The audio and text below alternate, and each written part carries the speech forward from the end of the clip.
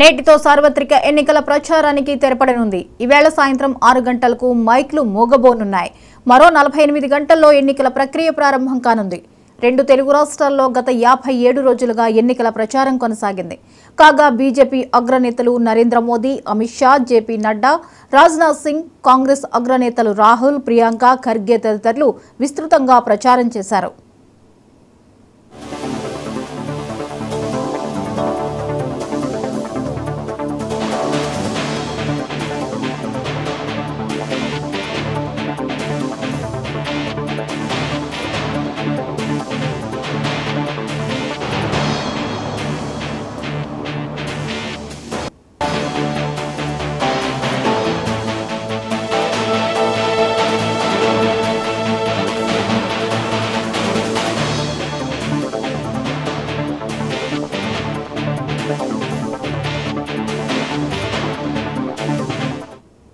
నేటితో సార్వత్రిక ఎన్నికల ప్రచారానికి తెరపడనుంది. ఈవేళ సాయంత్రం 6 గంటలకు మైకులు మోగబోనున్నాయి.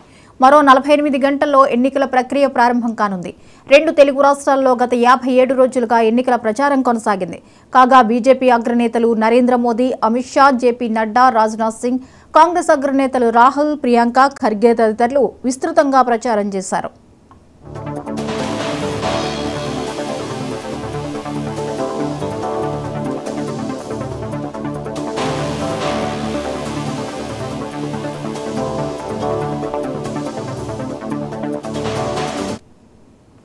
ఈ అంశంపై మరిన్ని అప్డేట్స్ ని మా ప్రతినిధి రిషికేష్ అందిస్తారు. రిషికేష్, చెప్పండి, ఈ రోజుతో ప్రచారాలు అనేవి ఆగిపోనున్నాయి. ఇక మరికొద్ది గంటలు మాత్రమే ఎన్నికలకి మిగిలింది. వివరాలేంటి? గుడ్ మార్నింగ్ జ్యోతి. దేశవ్యాప్తంగా 4 విడతల్లో భాగంగా జరుగుతున్నటువంటి పార్లమెంట్ ఎన్నికల్లో 4వ విడత ఎన్నికలు తెలుగు రాష్ట్రాల్లో ఈ రోజుతో ప్రచార పర్వం అనేటువంటిది ముగియనుంది. దీనికి సంబంధించి కూడా మార్చి 15వ తేదీన ఇచ్చినటువంటి ఎన్నికల షెడ్యూల్ తో ప్రారంభమైనటువంటి ఎన్నికల పర్వం అనేటువంటిది తారాస్థాయికి చేరుకుంది. ఈ రోజుతో ప్రచారానికి పూర్తిగా తెరపడనుంది. సాయంత్రం 6 గంటల వరకు మాత్రమే ప్రచారానికి అవకాశం ఉంది.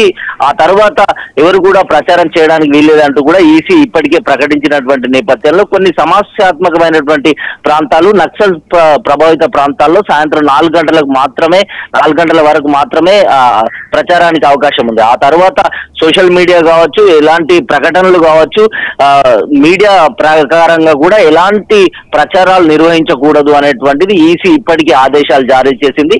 స్థానికేతరులు ఎవరు కూడా ఆయా అసెంబ్లీ కావచ్చు, పార్లమెంటు పరిధుల్లో కావచ్చు ఎక్కడ ఉండకూడదు అనేటువంటి నిషేధం విధింది. దీంతో పాటుగా ఇప్పటికే ఇక్కడ ఎవరైతే స్థానికేతరులు ఉన్నటువంటి ప్రజా ప్రతినిధులు, నాయకులు కావచ్చు, వారి సొంత స్థలాలకు వెళ్ళిపోయేటువంటి పరిస్థితి ఈ రోజు సాయంత్రంతో ముగియనుంది. అయితే మొత్తంగా కూడా ప్రచారానికి సంబంధించి 57 రోజుల పాటు, అంటే మార్చి 15 నుంచి మొదలుకుంటే ఈ రోజు సాయంత్రం 6 గంటల వరకు హోరాహోరీ ప్రచారం కాంగ్రెస్ కావచ్చు, బీజేపీ కావచ్చు, అటు బీఆర్ఎస్ పార్టీ పూర్తి స్థాయిలో ప్రచారాలు నిర్వహించిన అగ్రశ్రేణి నాయకులైనటువంటి అంటే ప్రధాని మోడీతో సహా రాజ్నాథ్ సింగ్, అదేవిధంగా అమిత్ షా, నడ్డా వారికి కూడా తెలుగు రాష్ట్రాల్లో భారీ బహిరంగ సభలతో ప్రజల్లోకి వెళ్ళేటువంటి ఒక ప్రయత్నం చేశారు.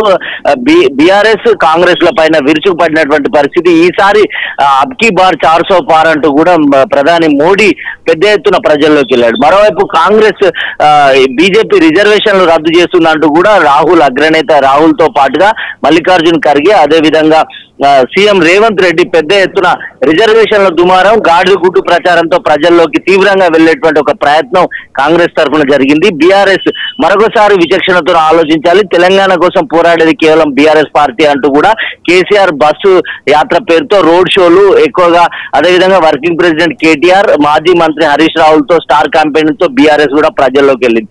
మొత్తంగా కూడా ఈసారి కొద్దిగా పార్లమెంట్ ఎన్నికల్ని పరిశీలించినట్టయితే బహిరంగ సభలకు చాలా తక్కువ ప్రాధాన్యత ఇచ్చారు.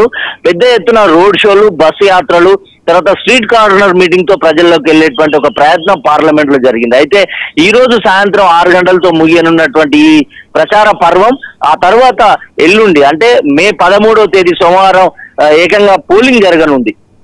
ఈ మధ్య కాలంలో ఉండేటువంటి 48 గంటల పీరియడ్ ని సైలెంట్ పీరియడ్ గా చెప్తుంది ఈసీ. మొత్తంగా కూడా ఎక్కడికక్కడ ఎలాంటి ప్రలోభాలు కావచ్చు, ఎలాంటి ఎక్కడైనా ప్రలోభాలు చేసినట్టయితే, ఎవరికైనా డబ్బు పంపిణీ లాంటి జరిగినట్టయితే సివిజిల్ యాప్ ద్వారా తమకు ఫిర్యాదు చేయాలంటూ కూడా ఇప్పటికే ఈసీ పెద్ద ఎత్తున కోడా జులిపించింది.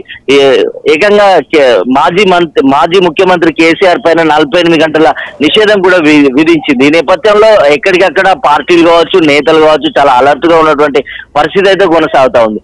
ఈ రోజు సాయంత్రం 6 గంటలతో ముగియనున్న ప్రచార పర్వం తర్వాత ప్రలోభాల పర్వం ప్రారంభ అవకాశం ఉండడంతో పెద్ద ఎత్తున డబ్బు పంపిణీ జరుగుతుంది. ఈసీ కావచ్చు, అటు పోలీసు అధికారులు ఎక్కడికక్కడ కట్టడి చేస్తున్నారు. ఇప్పటికే తెలుగు రాష్ట్రాలకు సంబంధించి దాదాపు 200 కోట్ల రూపాయల నగదు, అనేకమైనటువంటి బంగారు ఆభరణాలతో సహా చీరలు, అనేకమైనటువంటి వస్తువుల్ని కూడా ఇప్పటికే సీజ్ చేసింది ఎన్నికల సంఘం. దీంతో పాటుగా 17 పార్లమెంటు స్థానాలతో పాటుగా కంటోన్మెంట్, సికింద్రాబాద్ కంటోన్మెంట్ ఉప ఎన్నిక కూడా జరగనుంది. దీనికి సంబంధించి ఇప్పటి వరకు పోలింగ్ చిట్టీలతో సహా పూర్తి స్థాయిలో ఎక్కడికక్కడ అధికారులు ఏర్పాట్లు చేశారని చెప్పచ్చు. మొత్తంగా అయితే ఈ సైలెంట్ పీరియడ్ ఈ రోజు సాయంత్రం తర్వాత మద్యం దుకాణాలు కావచ్చు, బార్లు కావచ్చు మొత్తం కూడా అన్ని మూసివేసి కేవలం సైలెంట్ పీరియడ్ అంటే కేవలం అధికారులు పూర్తి స్థాయిలో అధికారుల చేతిలోకి వెళ్ళిపోతుంది. ఈసీ పరిధిలోనే ప్రజలను ఎవరు కూడా భయభ్రాంతులకు కావచ్చు, ప్రలోభాలకు గురి చేయకూడదు. ఎక్కడ కూడా ఎలాంటి ప్రచారాలు కానీ, కనీసం సమావేశాలు కానీ, షామియానాలు కూడా వేయొద్దు, ఎలాంటి సభలు, సమావేశాలు, ప్రెస్ మీట్లు కూడా నిర్వహించద్దంటూ కూడా ఈసీ ఆదేశాలు జారీ చేసింది. మొత్తంగా కూడా తెలుగు రాష్ట్రాల్లో గుమ్మరంగా ఉన్నటువంటి ఈ పరిస్థితి నేపథ్యంలో ఎలాంటి తీర్పు రాబోతుంది అనేటువంటిది ఎల్లుండి అంటే మే 13వ తేదీ జరిగేటువంటి ఉదయం 7 గంటల నుంచి సాయంత్రం 5 గంటల వరకు జరగాల్సినటువంటి పోలింగ్ ఎండాకాలం నేపథ్యంలో పలు పార్టీల యొక్క అభ్యర్థనల మేరకు ఈసీ 1 గంట పాటు పెంచింది. సాయంత్రం 6 గంటల వరకు కూడా పోలింగ్ కొనసాగనుంది. ఇది మొత్తంగా కూడా తెలుగు రాష్ట్రాలకు సంబంధించి కూడా ప్రచారం కావచ్చు, అటు పూర్తి స్థాయిలో ప్రచారానికి సంబంధించినటువంటి తాజా updates. Jyothi, right, thank you Rishikesh.